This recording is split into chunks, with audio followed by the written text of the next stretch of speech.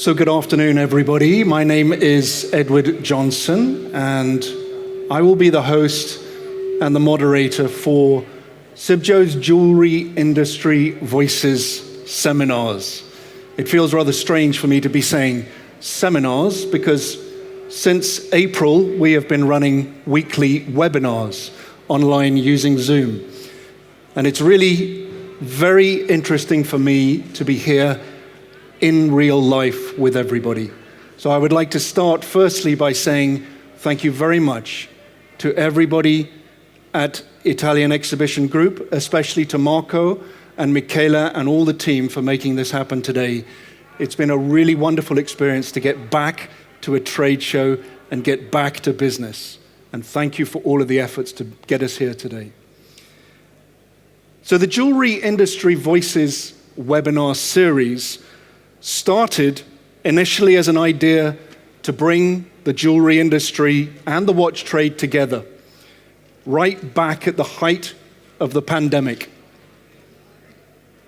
From April to July, we hosted weekly webinars on a wide range of topics, starting initially on how to survive COVID and deal with the challenges that we were all facing together. By the end of July, we had hosted 15 webinars. We had invited 54 panelists from all around the world to join us. And we'd had over 6,500 views online with an average weekly audience of almost 500 people. Our community of gem and jewelry professionals locked down in many countries all around the world. If you wish to review any of our webinars, they are all available on CIBJO's YouTube channel. So I'd encourage you to take a look at the wealth of information that we talked about through those weeks. But today, we're live and in person to talk about CSR and sustainability in a post-COVID world. If I could invite my fellow panelists up to the stage, we have Edward Asscher, Iris van der Veken, and Maddalena Capra. If you'd like to join me on stage, please now.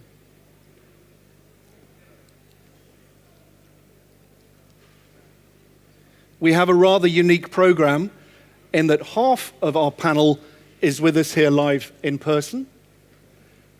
And we also have some of our panelists who are joining us from other locations around the world online. So consumer expectations of business and businesses that they buy products from have increased in recent years. And this has been thrown even more into a spotlight by COVID-19. Issues specific to the jewelry industry related to responsible sourcing, ethical business practices and principles, and sustainable environmental practices are now crucial for companies to address to remain relevant, especially with younger consumers. For many consumers, having verifiable, responsible business standards are now more relevant than ever before. Our panel today will discuss the implications of COVID on CSR and sustainability in the jewelry supply chain. So let me introduce our panelists today. Starting, I'm very much hoping, from New York, we have Hanifa Mezoui, who is the New York permanent representative for the International Association of Economic and Social Councils and similar institutions at the UN in New York. Can I just confirm, Hanifa, are you with us today? We believe she... Hanifa, are you with us? Yes, I am. Hello, I can see you there on the screen. Lovely, welcome. Good morning to you over there in New York. Good morning to all of you. Good morning, Hanifa. We also were scheduled to have Lila Karbassi, who is the Chief of Programs for the United Nations Global Compact.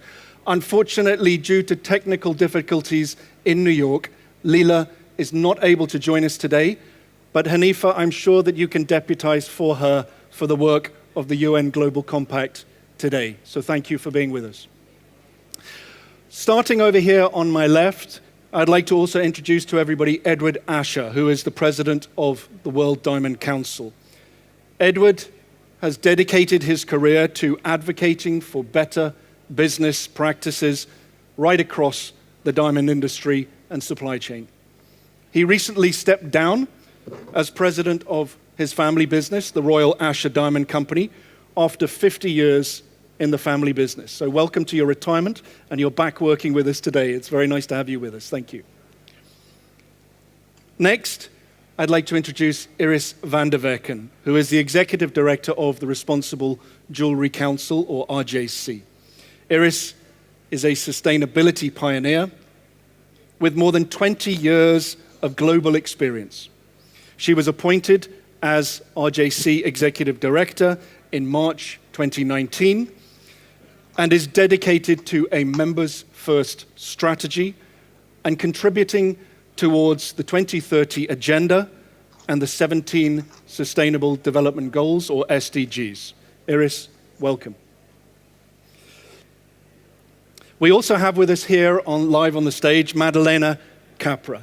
Thank you so much for joining. Maddalena is Head of Sustainability at the brand Pomellato and has been with Pomellato in a number of different roles for over 18 years, since 2002. So thank you so much for your time. I believe we also should have on the line Eleonora Rizzuto, who's the Sustainability Development Director and Chief Ethics and Compliance Officer for Bulgari and LVMH Italy. Maybe we don't have Eleonora. Again, I've learned doing these webinars through the past few months that perfection is so 2019.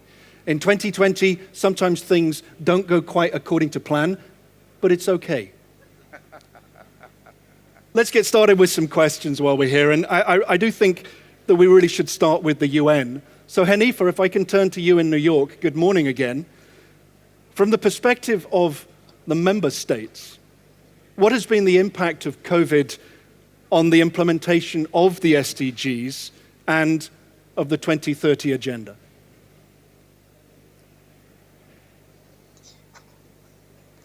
Hello, everybody. I'm so happy to be here. I wish I could meet you all in person, dear colleagues and friends, in a better moment and shine a little brighter. But I would like first to commend the team behind this webinar, and the team, of course, for me is Sibjo and the Italian exhibition group in Vicenza. Hope I can be there next year. It has been, a very hard time.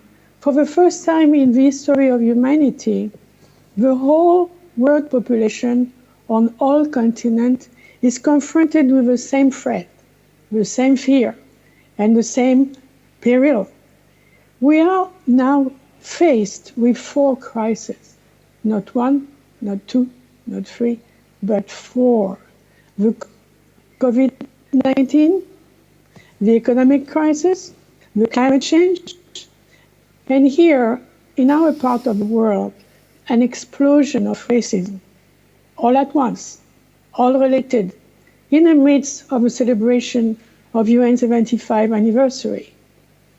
The COVID-19 pandemic and its impact on all the 17 SDGs has shown that what began as a health crisis has quickly become an overwhelming human, financial, and socio-economic crisis.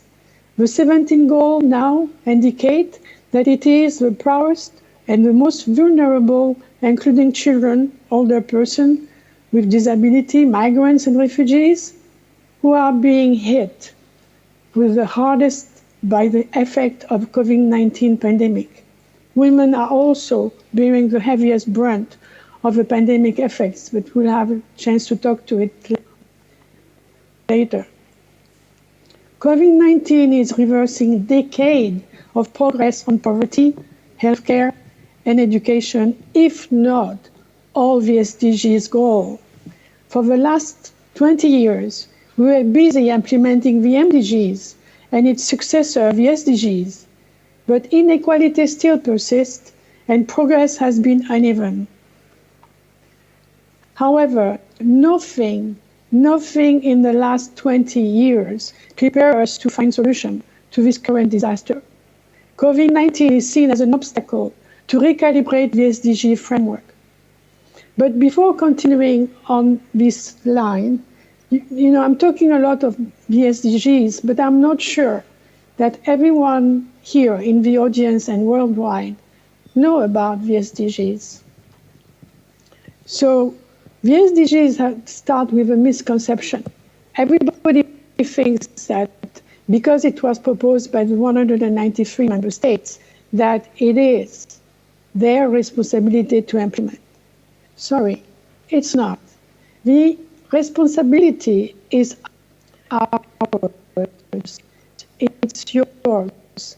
It belongs to we, the people.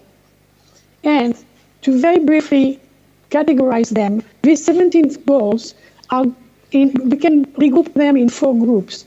The 4 groups, which is from 1 to 5, very, very quickly, poverty, hunger, health, education, equality, we can say that it belongs to the old MDGs because, for me, it's part of unfinished business. But they are there, and of course, for a reason.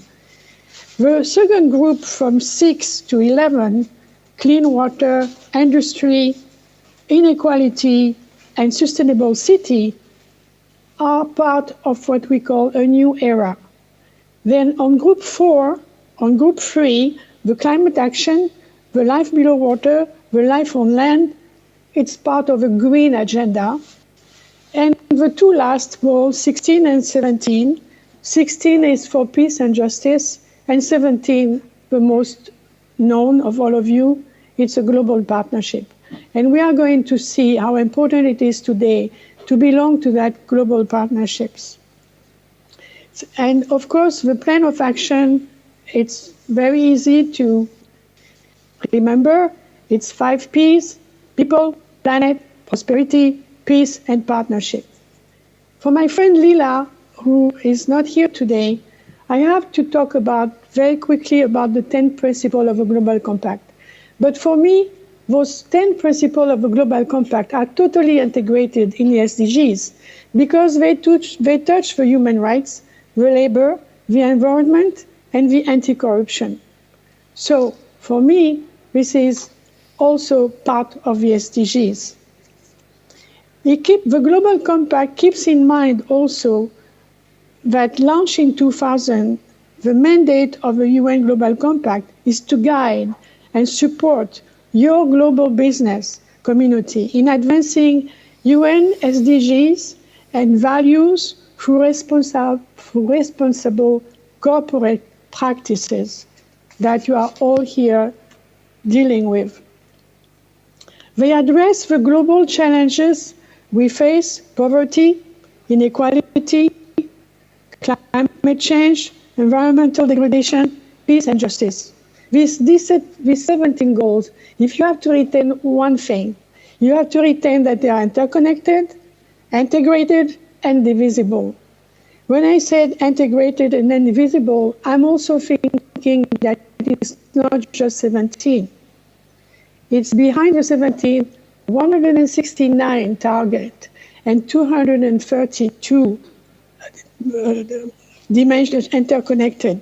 So that tells you that the 3 indicators, 232 indicators, and that tells you, this number tells you that there is a balance between the 3 dimensions of sustainable development: economic, social, and environmental.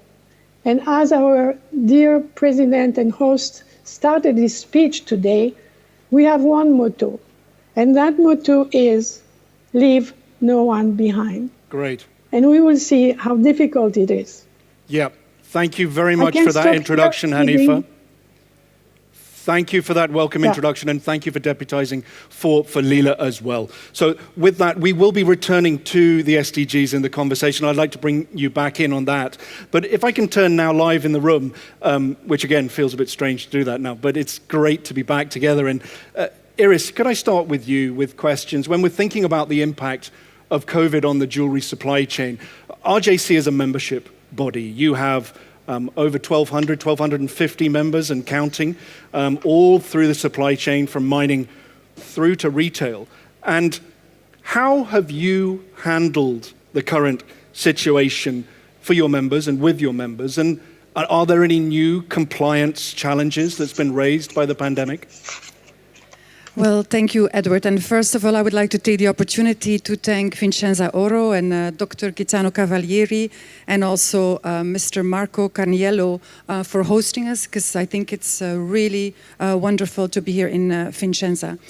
As we heard from Hanifa, the impact has been profound for all industries. And I just want to go back to one important data point also from the ILO, that almost 2.7 billion workers, representing 81% of the world workforce, is affected by all industries. And of course, our industry, particularly the jewelry and watch industry, is affected. And when we look at our members, clearly, one message was very common. These are times of uncertainty. Many businesses had to close, had to scale back operations. There were disruptive supply chains, job losses, restructuring, and so impact on livelihoods. And our strategy from the first day was really a strategy of solidarity and collaboration. And one, of course, was to have my team safe, and we started working remotely from day one. But at the same time, and I'm very happy about that, our team really worked very closely with our members on a one-on-one. We had small sessions, team sessions, individual reach out. And it became very clear that our members asked guidance. One, audits are not possible. Yes, we do want to go beyond compliance. These are very tough times. How can we manage product integrity? How can we manage our supply chains? So we announced temporary measures for the audits. We sat down with the auditors on the assurance committee. We developed additional audit guidance specifically on human rights and labor. And allow me, Ed, just to touch on that point. And Hanifa, you clearly stated it, and I support you fully. The 17 Sustainable Development Goals is about leaving no one behind. And the jewelry and watch industry has also that responsibility. And we have a really particular focus is required also on women because they're very vulnerable. And we saw that, the NGOs also did a call for action that the RJC supports. And we're also working closely with our members throughout these times to help them transform their supply chains and really have additional focus on labor practices. And that's challenging because the reality is that our businesses are trying to survive economically. So I would say a strategy of very much personal engagement from my team, and I'm very proud they've done a great job during these tough times. And second of all, listening to our members and then finding credible mechanisms to help on education and training to support our members in these tough times. So I would say, Ed, the compliance topics have not changed, but it's really about adaptation, about companies, and particularly looking at women who have been hit the hardest by this pandemic. Okay, thank you very much. That's great. Can we turn to the diamond industry now? And Ed Edward, the World Diamond Council has done so much work over decades to eradicate the problems of conflict diamonds in our supply chain, has had many successes in that. But the world has changed in the past 6 months. So do you believe that the pandemic has raised the risk as far as conflict diamonds are concerned? Well, Edward, the world has changed, but not for the better. And I think that what we have seen in my 50 years experience in the diamond industry, I have not seen before. A reduction of sales, jewelry sales worldwide in all markets at the same time. And in my experience, it is that if the retail sales go down, the wholesale sales go down much more. And after that, the sales of rough diamonds are really tremendously affected. We can see that in the figures that are published by the big mining companies. Because of that, there is much less demand for rough diamonds. And that also goes for conflict diamonds if they are somewhere. And as we know, we went from, in 20 years that the Kimberley process exists, we went from about 4% of the world production to 0.4%. And that's a great success. But now there is less demand for rough diamonds. So the prices are lower, so the possibilities to sell them is absent. I think the whole COVID crisis has a very positive effect on the sale of conflict diamonds. On the other hand, it has a very negative effect on the people working in the diamond industry.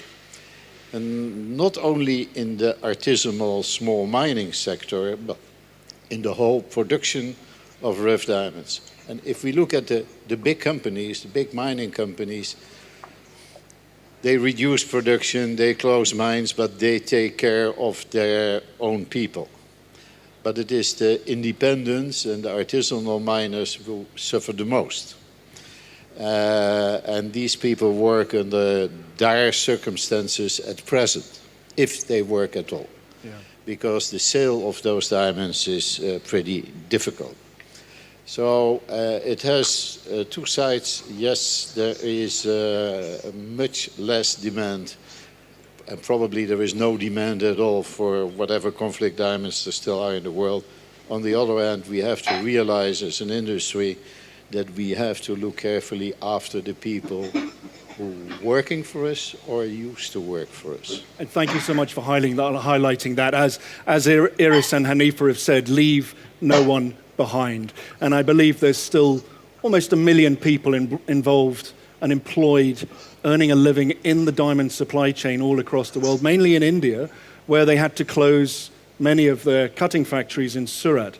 Can you give us an update as to where the diamond industry is at the moment in terms of production?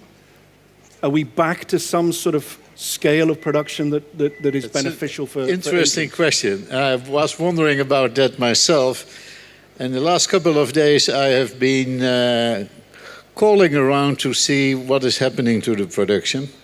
And in India, as far as I know, the production of polished diamonds runs between 30 and 50% at the moment. But we also have to, normally there are more than 1 million people working in India, in direct and indirect in the diamond industry. But on the African continent, there are many more people depending on the production of diamonds, on rough diamonds and what they yield for their countries. So the drastic influence of this crisis is worldwide. It is all over the place, but it is especially in Africa and in India. And unfortunately in India, the COVID-19 is still not yet under control, like in many other countries, by the way.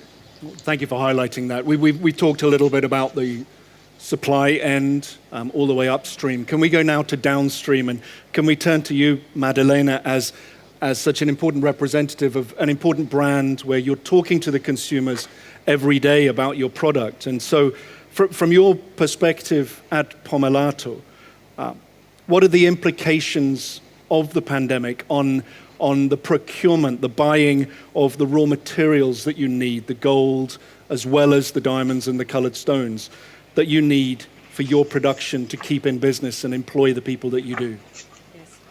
Pomellato, starting from 2018, is buying responsible gold sourcing via caring responsible framework. Right.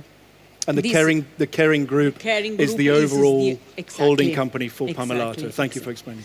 The sourcing framework is based on the principle of RJC COC chain of custody certification, and there is also a financial mechanism that support small scale mining and artisan mine. So talking about this kind of gold, we did not have problem, and we don't expect to have problem in the future.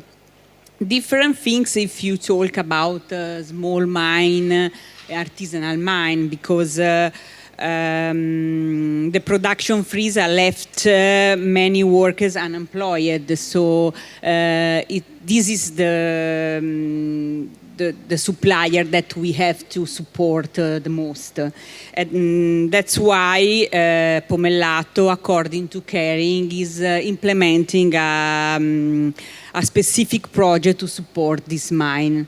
In order, what we would like to do is to buy more gold from this mine, even if we don't need to buy exactly this Specifically, gold. which mine is that you're talking about there? We are talking about the Fairmine Gold mine. There are less than 10 mines, Fairmine Gold mines in the world. We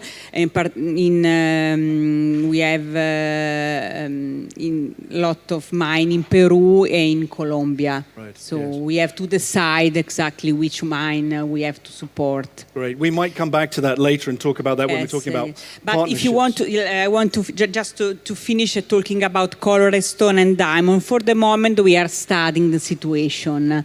We expect we'll have a problem, but for the moment, we are not able to quantify. Okay, well, thank you. I mean, it's an Yes. ongoing process, and the important Yes. point is, as the sustainability officer, you're looking at this and you're active in that area, and that's important to hear. I believe from the magic of the Voice IT team, we have Eleonora Rizzuto on the line with us. Eleonora, are you with us from Bulgari? I believe I can see a little bit of her face on the screen here, which is better than we had before, so we're doing well. Eleonora, nice to see you. Can you hear us?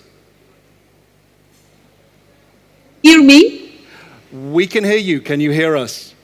Yeah, very well. I don't know if you also can give a look to me, because I'm in a conference hall, because I was, unfortunately, as the organization knows, I am in Taranto for another conference, so I'm connected from the hall. Can you see me also? I tell you what, should we go ahead and just do it with audio, because your voice is beautiful, Okay. and we can see you now on the big screen. Thank you. Bravo. Okay, Thank you for joining us. Hi, everybody. Sorry for late, but I was finished the previous one. But anyway, I'm for you and I'm with you. Thank you. Thank you. So we'd really like to hear your input of the impact of COVID on Bulgari and in your role as the Chief Sustainability Officer. And how do you see Bulgari as responding to the challenges caused by the pandemic? And I'm thinking specifically in your work on the sustainability issues you work on. Yeah, as you know, this has been a very, very challenging period for everybody, especially for those companies who were on the field since long time, like Bulgari is, respectful of the sustainable development matters. And first for us as being the wellness, the safety for people, and to try to contribute in a practical way, facing this big changed scenario caused by COVID. So very briefly, what the company decided to do immediately is to give a response in both sides. First, try to change the industrial processes, trying to give an immediate response to this cause. Second, on the field of financing philanthropy, on the research, on the field of research with hospital, research center, and foundation. So coming back, the first. As you know, Bulgari is a comprehensive company. We do jewelry, as you know. We do watches, but also accessories and parfums. So in that period, we were forced to reduce some lines in the perfume cosmetics field, but instead to close our eyes in front of this emergency situation, because people couldn't go work anymore caused by the lockdown, we decided to change our industrial processes and industrial topics. So in which way? We decided to produce gel for disinfection purposes, and we use the same packaging used for hotels, filling it up and giving it free to Protezione Civile, as you know, is the organization in Italy who took care about everything was the need in that time. Protezione Civile did this and gave this gel, this infection gel, to hospitals, and this has been very important for us for the first reason why we gave an immediate response in 2 weeks to the needs of our countries.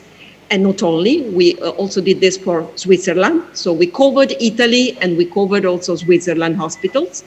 And second, to continue to keep on our colleagues with a job, something that they could recognize as useful for the community. So first, to be useful, to try to be useful for our communities.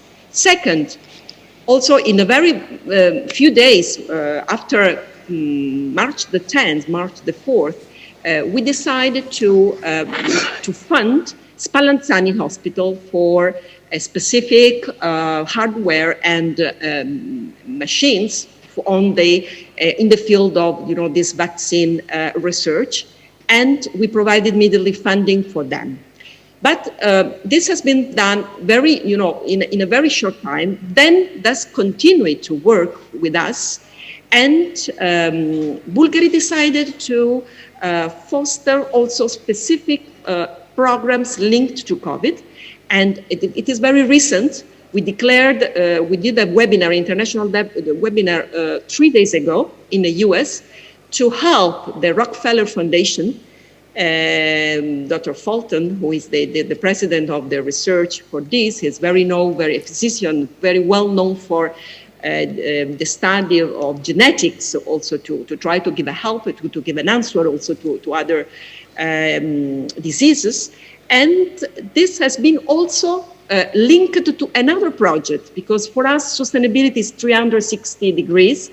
And we decided to, in particular, to help and to do an important financial contribution to hire 75 women excellence in the research field coming from all over the world, joining the Rockefeller Foundation specifically for this.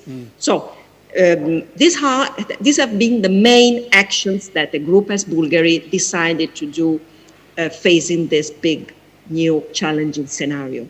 Great, thank you very much. And I like the idea of very luxury-oriented hand gel, Bulgari hand gel. So thank you for providing that for the industry.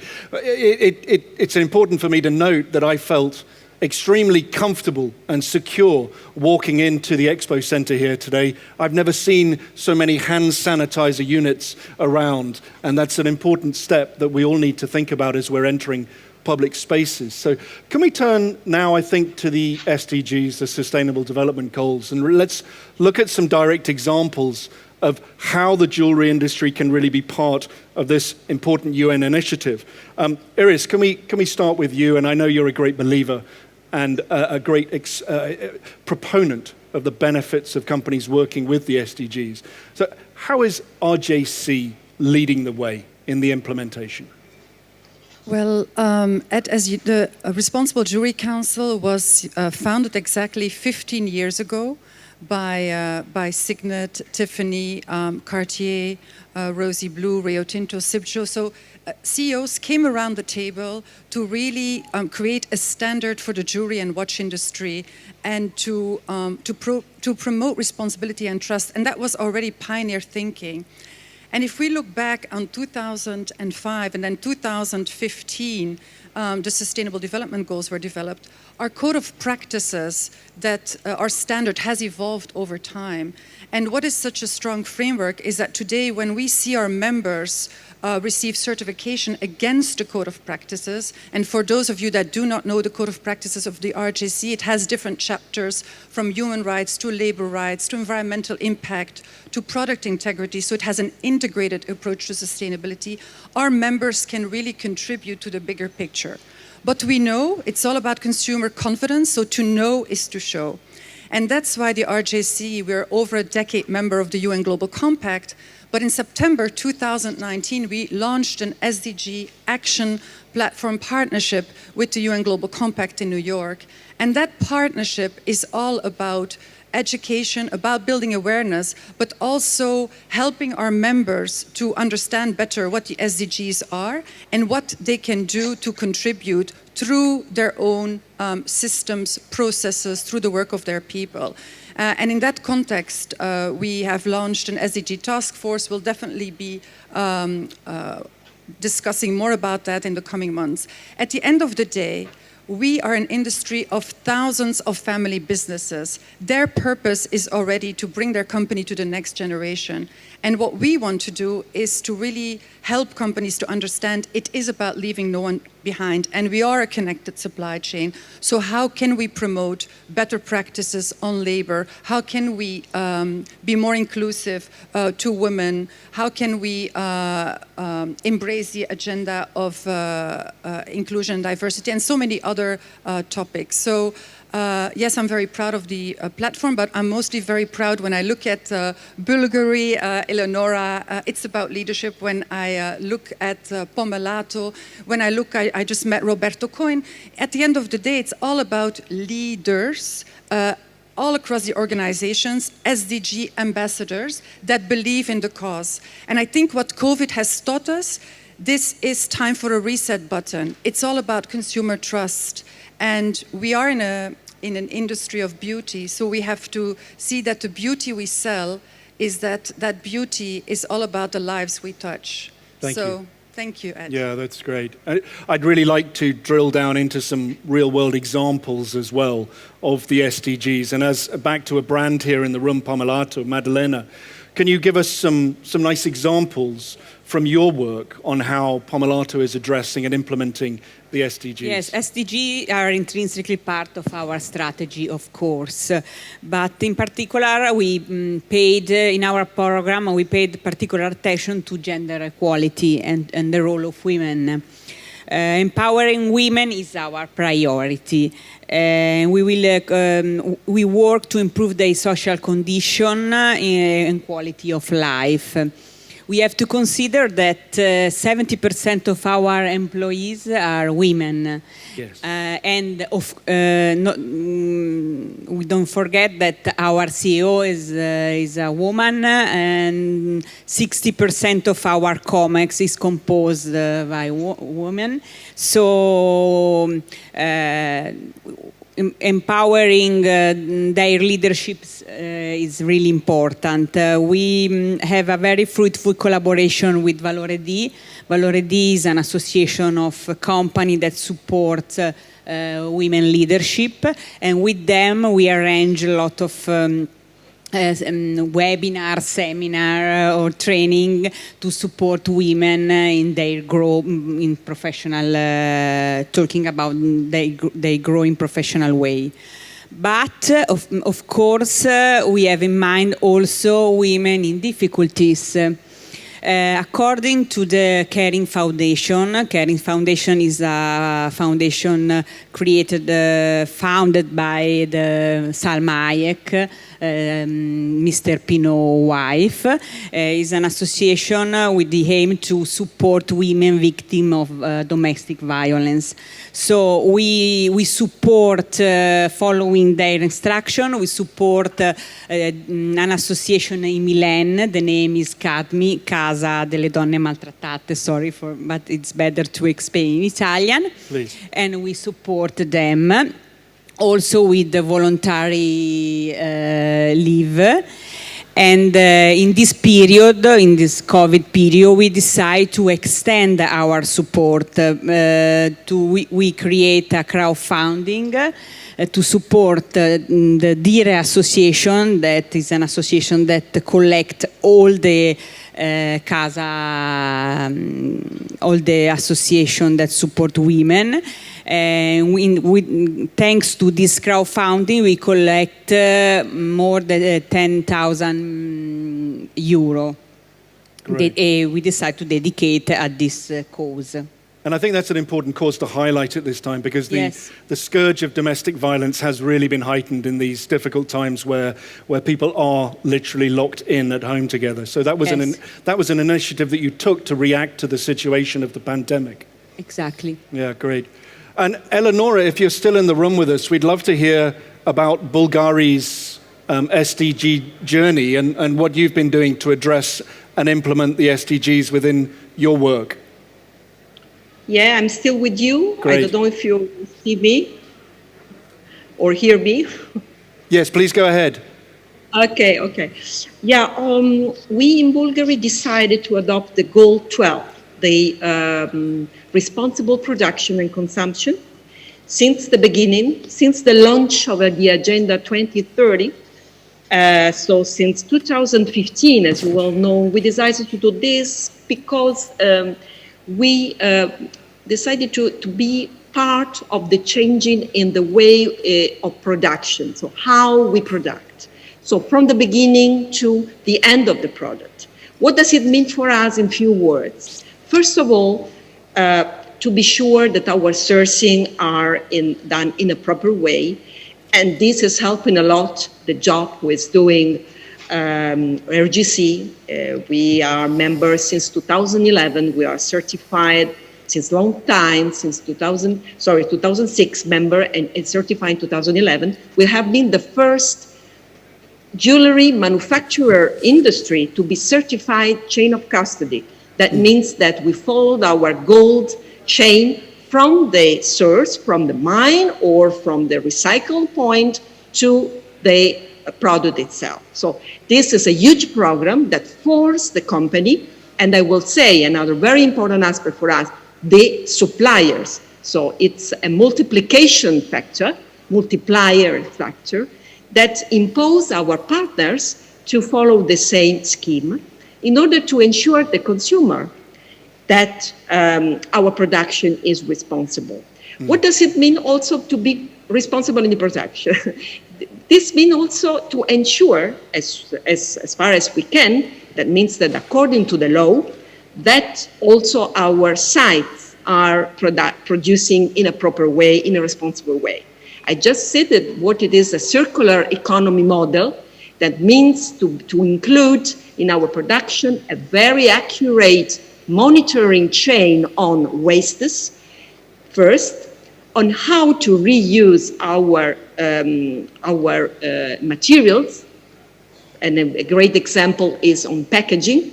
And so we launched a very big campaign in 2019 on plastic, so a plastic-free campaign, which is not only, you know, a campaign to reduce the use of the monoplastic and to be done in the offices and in the site. It is also concerning the way in which we do our packaging.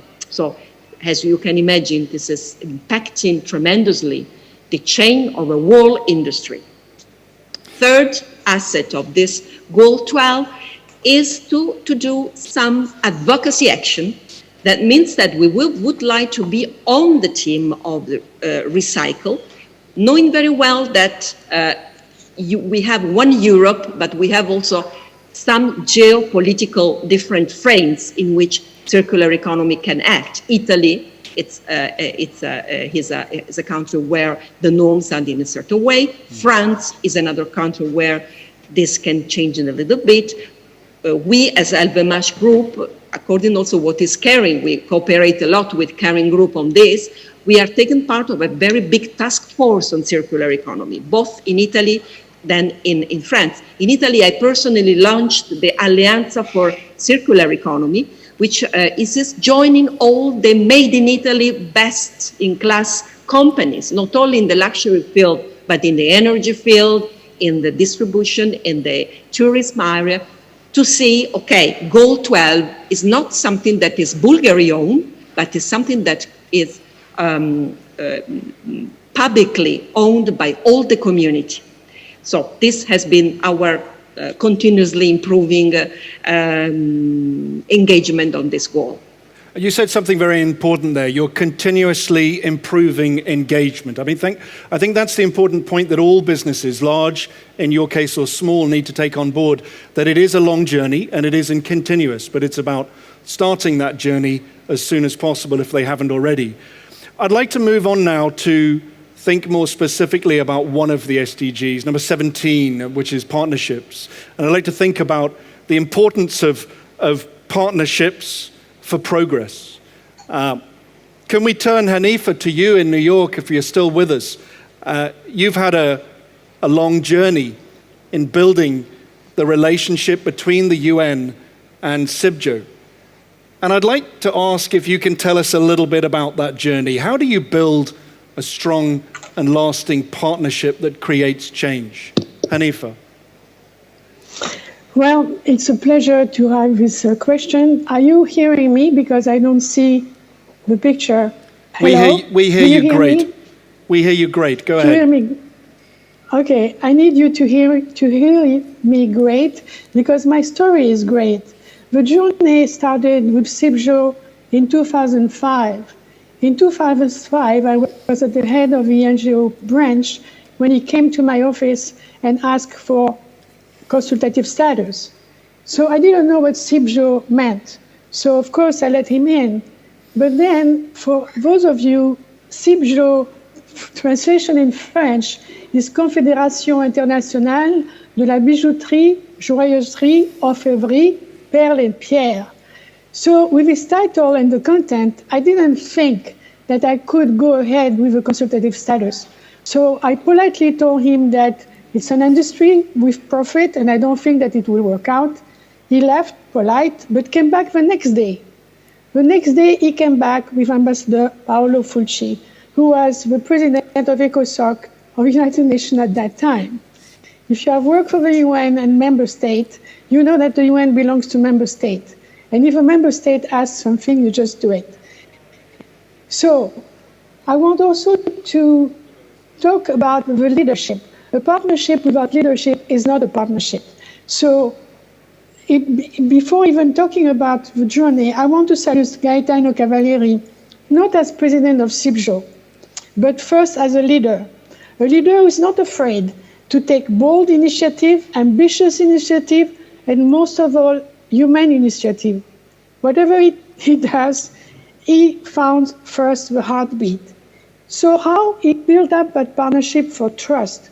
The trust first with you, with CIBJO, with his own organization, by the Blue Book. I think that the Blue Book unified everybody around the criteria and ethics of the Blue Book. For us at the UN and at the Global Compact, it was his card was the consultative status of ECOSOC and the membership with the Global Compact. On the activities, I think he got a record. In order to implement the SDGs, to go back to my first part of SDGs, the UN has some feature, and one of the features that you know very well, it's the progress of the SDGs are measured with a high-level policy forum. Every year, a new theme related to the SDGs. Up to now, Gaetano Cavalieri and the CIBJO never missed a theme. So, what this activity since 1996 brought? It reinforced a commitment to the United Nations and has taken a series of measures for the jewelry industry to be an effective partner in finding solutions to eradicate poverty, hunger, develop responsible business practice through CIBJO CSR. And I don't want to talk about the university, the academia, all the training that CIBJO is doing. But you're going to ask me what all this action have achieved. And in a nutshell, it has achieved a worldwide recognition that CIBJO acts to ensure that the jewelry industry serve as a force for sustainable economic and social opportunity, that the SDG realization brought more environmental protection, more sustainable consumption and production, greater equality between women, because we are discussing it since the very beginning, and more respect for human rights, and not last but the least, less conflict. So when you have a partnership and when you have a leader, then you can accomplish your goal, no matter what your goals are. But I think that the 70 goals of the UN encompass a lifetime cycle. I must tell you, Hanifa, I must tell you that Signore Cavalieri is here in the audience smiling at your memories of your first meeting. And so thank you very much for sharing those. I think it's important to point out that partnerships take time, and sometimes you have to choose a different approach to get the intended results at the end of it. And that certainly sounds like was the case between you and Sibjo at the start. That's nice to hear. Thank you for that. I'd like to turn, if we can, again to outside of the room to Eleonora, thinking about partnerships and how Bulgari are, how important, I should say, partnerships are for Bulgari. And more importantly, how do you judge, Eleonora, the impact of the partnerships that you create? Eleonora. Yeah, thank you. To us, partnerships are very, very important.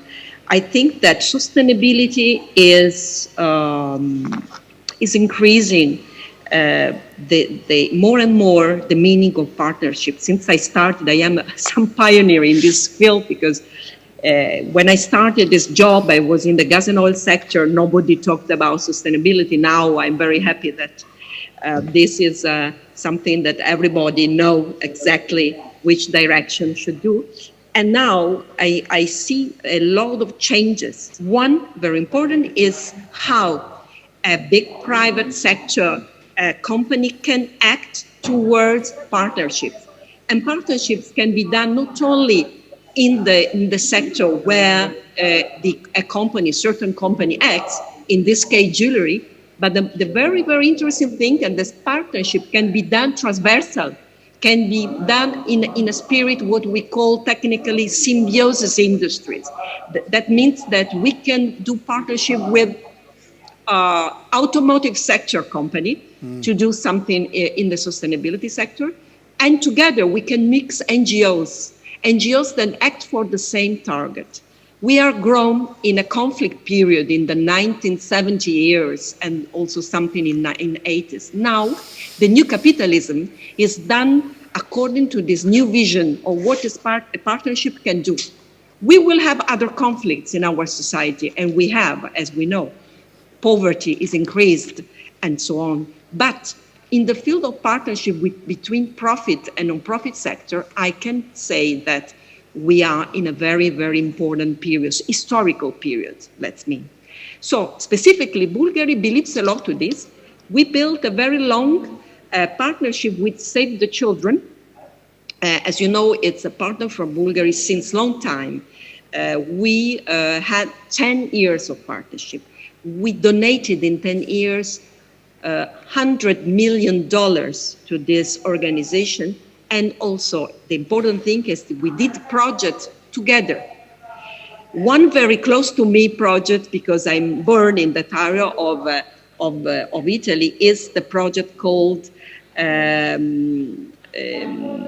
Space Zero, which is a certain area in the area of Ostia. Ostia, I don't know if you know, it's the Sea of Rome. The ancient Ostia is also ruins of Roman period, but now Ostia is also a challenging site near Rome where the living of the school, from the scholarship, is very used, where a lot of children are in the streets. So there are dramatic histories to say. So Bulgari, together with Save the Children, restore completely in a circular economy model, so recycling materials, a school, while giving to these children another opportunity to be followed in the homeworks, to do some course on arts, to do something, to cover the big spaces that are left by society. So this is one example where we did the same thing in other parts of the world. Thank you for that. Can I just drill down a little bit into that? You know, you're talking about a very large investment in a project in Ostia. And again, how do you judge the impact of that money on that project? The impact is very high, because this has been a part that of the budget, which has been also doing by involving the clients. So it's not only a financial, which is very important matter, but also an inclusion on this project by the client. I do an example. We have been the first company to launch in the philanthropy side the blockchain tool. to monitor exactly the impact of this financial aid that we do. We donate not only Save the Children, also to Rockefeller, to other organizations. That means that when a client go to the shop and decide to buy a ring of Bulgari, so the client chooses the excellence of a jewelry, the beautiness, but also know exactly that one part of this selling is donated to something. And by applying to the iPhone an application linked to this blockchain model, the client can have all the historical frame on this donation. What does it mean? This means that this is a revolution on the conception of philanthropy, because this is not something that we do in a very, unknown way, not giving the name of the project. That means that everybody can know exactly where this money is going to. And if we talk to Save the Children, at the end of the year, they can read to the financial, non-financial report, which has been the project funded. So you can understand that it is something revolution. Thank you. I will say that we will be used, that this is also my job, this blockchain also to give other information. The gold, where it is coming from, the client can read it. And this is the responsibility itself that imposes us to give information to our clients, not only clients, but also NGOs, everybody who want to know exactly where this item is coming from. Okay. And we will do not only in jewelry, but also in watches and in accessories and the leather things. Yeah, thank you very much. Thank you, that's great. Well, can I turn from gold now back to diamonds, Edward? And I'd like to bring you into the conversation about partnerships, because we know that there's greater emphasis now on regional approaches within the Kimberley process. And can you explain why this is now, and also more importantly, how companies in the jewelry sector can become involved in these partnerships that you're working on? Yes, Edward, let's take a step back first and talk about the Kimberley process, because I hear very little about diamonds and the Kimberley certificate. For those who do not know, there is no diamond in the world sold without the basis of a Kimberley process. And the World Diamond Council was established 20 years ago by the International Diamond Manufacturers Association and the World Federation of Diamond Bourses and the SIPJO. And 3 years later, the Kimberley process was started under the umbrella of the United Nations. And it meant that no rough diamond can be exported from any country without a KP, a Kimberley certificate, issued by the local government. And on the other hand, no rough diamond can be imported anywhere in the world without such a certificate. So the whole basis of the responsible supply chain in diamonds is based on the KP. And that is different from the story about colored stones or gold. It is something that is extremely important. But in 20 years, the Kimberley process itself, and certainly the World Diamond Council, where a lot of big companies are a member and represented, has changed dramatically. Was it 20 years ago only concerning the Kimberley certificate and the efficiency and the standards in which it was applied? Today, it is much wider. It has developed from the simple conflict diamond definition into the total concept of responsible sourcing of diamonds, including social responsibility, human rights, environmental rights, and all the things, the wonderful things we have heard here from the companies. But for diamonds, everything is based on the Kimberley process, under the umbrella still today of the United Nations. The partnerships we have is with our members, and they take initiatives. They take regional initiatives that are extremely important. There is, for instance, the SIGNET protocol for responsible sourcing, which SIGNET, one of the largest jewelry retailers in the world, especially in the United States and the UK, where they have really developed a system that has a great influence on the whole diamond industry. Same for Gemfair, for instance, that De Beers is doing in Sierra Leone, or in Guinea, done by the Antwerp World Diamond Center. Alrosa is very active in this aspect as well. They are all partnerships built regionally by our members, and we strongly support those members in doing that. But let's not forget that the whole concept of diamonds is based on the Kimberley certificate, and the World Diamond Council itself represents 3 different sectors. 82 governments, it used to be 81, but then the UK is a new one. The NGOs, the civil society, which is a pillar, and the World Diamond Council, which represent the total diamond industry. Thank you for shoehorning Brexit into the conversation very obliquely there. Moving swiftly on as the Englishman in the room. Iris, can I ask you, I know partnerships are key to your work personally for many decades, and briefly, if we can, some real-world examples of the sorts of relationships and partnerships that you're finding your members and RJC are working on. Well, as I shared earlier, we were built on a partnership model, and Edward has just shared some of the great work our members are doing. The Responsible Jewelry Council has, first of all, our members are our partners, so that's 1,280 companies spread over the full supply chain. But what we also work closely with is with the trade associations and just with the centers in the world. And Edward, you mentioned AWDC, but it could be BJOP in France, it could be DMCC in Dubai. Many different organizations and associations we believe to work with. And why? Because if we want a partnership to succeed, we need to have impacts, and we can never do it isolated.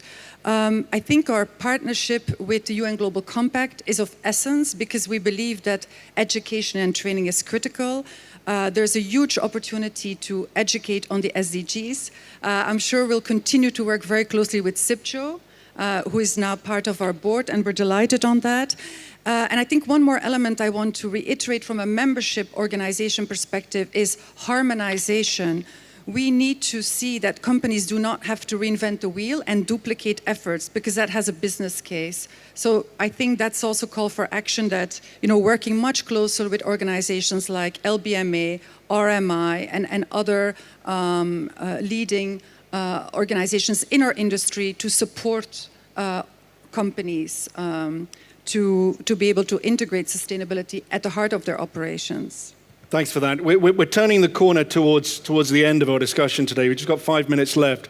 So if I can turn to an important topic is the changing consumer landscape. And I'd really like to come to you, Maddalena, here in the room. And how do you feel, or how do you see that the consumer's attention has changed, especially with respect to origin of the materials that you're using in your supply chain?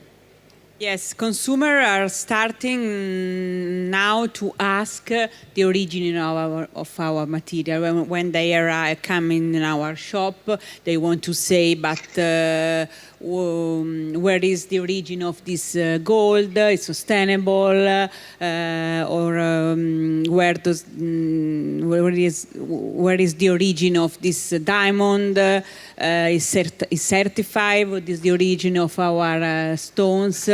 They want to know more or less everything, and in particular, they want to have more information about supply chain. And we are happy to be able to say that Pomellato constantly monitors the ethics of our supplier by carrying periodic audits to verify compliance with human rights and also sustainability topics. So we are able to give to our clients a lot of answer they want to know. Thank you. There is a changing landscape. And Eleonora, we are running a bit short on time. So if I can ask you to be brief, from your perspective at Bulgari, how do you see the landscape changing with your consumers? Yeah, very briefly, one word already told before, continuous improving. Yeah, that means that consumer, I agree totally with Pomellato position, is changing, want to know more. And continuous improvement, why? Because we need to be more efficient in providing information. I just give the reference to something that I discuss anyhow with Iris, any time when we are together. Hi, Iris. That means the field of color gemstones. These magic words are significantly taking us to one main project, one main worry, human rights, environment, toward the countries, several countries where these color gems come. We talk about India, Sri Lanka, Africa, South Africa, North Africa, Myanmar. We are talking about a worldwide scenario where a single brand cannot do anything without a partnership. I come back to this magic word. That means that we will have to be all together, asking more engagement, but not only going to the single miners or single actors, but going to the governments. To do that, RGC can play a very important role. And we, Bulgari, and together with Kering, LVMH Group, Cohen, any player in the jewelry sector, ask a lot this comprehensive work. So the continuous improvement means to give more and more response to clients who ask where this emerald comes from exactly, if human rights are respected, if environmental matters as well. Thank you. We really are very close to the end. And Hanifa, if you're still with us there in New York, we'd love to give you the final word from the UN and this important relationships that you've built over the years. Hanifa, can I just ask you very briefly at the end, if I can give you the last word, what should the jewelry industry do to build a responsible supply chain? And if I can ask you to be brief. Sorry. Well, I will be brief. I think that the industry relates to the SDGs. We talk a lot about diamonds, and I wanted to say since it's 2 decades right now that the Kimberley process is in the General Assembly. Being in the General Assembly, it's the widest platform you can be, and you are there every year. And every year you are dealing with all these members, telling them that diamonds have transformed people's life by putting food on the table, sending youth to school, providing health care to all, and it's essential to our own heritage. But I want also to conclude on one term. At this very moment at the UN, there is a huge, big movement, which is the UN 75. The UN 75 is ending, already ended, and on the 21st of September, the whole member states are going to put a declaration, a political declaration on the UN 75, the future we want, the UN we need. And you'll be happy to hear that the 6 first commitments are your commitment.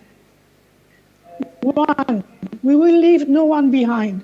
2, we will protect our planet. 3, we will promote peace, prevent conflict. 4, we will abide by international law and ensure justice. 6, we will build trust. And then I cannot finish without talking about the civil society.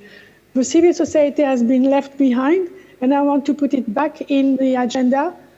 You have 73 NGOs in your industry who have put a call of action, a call to action, a humanitarian action in favor of the SMS.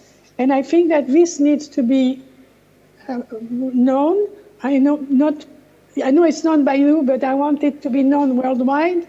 And when they put that call, it's not just for the mining or the woman who is in the mining industry, but it's also, we didn't talk about it, about children. I think that youth is very important. You have to know that 220 million of children do not have a birth certificate. 64 of them are not in school. And I think that you have other platform, Sheikh Hamoza, Gordon Brown, dealing with this issue. But I think it should be also your issue. And then my last word We have a mandate, we have a goal, we have a capacity, we have a brain, right, Gaetano? And we can do it together. Thank you. Thank you. Doing it together. Partnerships are the way forward. Ladies and gentlemen, thank you so much. Hanifa in New York, thank you for joining us. We wish you the best for the rest of your day. Eleonora in Toronto, thank you so much for being with us today. Edward, it's been lovely having you and the discussion. Iris, as always, thank you for sharing your wisdom.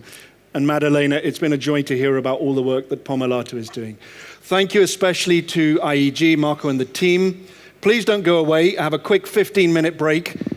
And in 15 minutes, Africa is rising. A new generation finds its voice. Please join me back here for an important discussion about the rise of the African jewelry industry. Thank you, everybody. Thank you.